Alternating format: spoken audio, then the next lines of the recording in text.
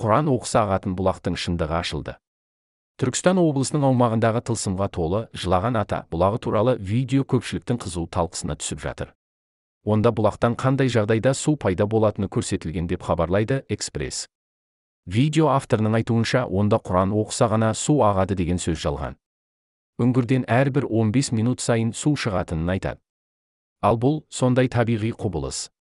Тіпті Құран оқылмаса да судың өздігінен шығатынын видео арқылы да көрсетеді. Құран оқымай-ақ су көтеріліп жатыр. Мен қазір көрсетемін. Ешкім Құран оқыған жоқ.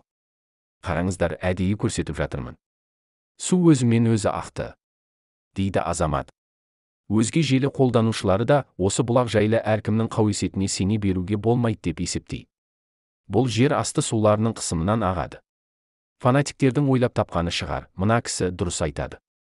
Ақмақ елге арамза молдалардың шығарғаны ғой, деп жазды пікір білдірушілер. Бауырлар, мен жылаған атаның, мынау Құран оқыса су ағады деген жері бар ғой, сол жерде басында отырмын. Мұны су Құран оқымай өздігімен көтеріліп келе жатыр. Қазір көреміз. Құран оқымай кетті су. Міне су көтерілді. Бисмилля. Кетті. Міне су ақты. Алланың атымен ант етемін. Мұсылманмыз ғой, әлхамдулилля. Ешкім ешқандай Құран оқыған жоқ. Просто судың деңгейі көтерілді да, су ақты, болды. Қасиетті су деп шомылатын адамдар. Ана шелектегі су тұр әлі.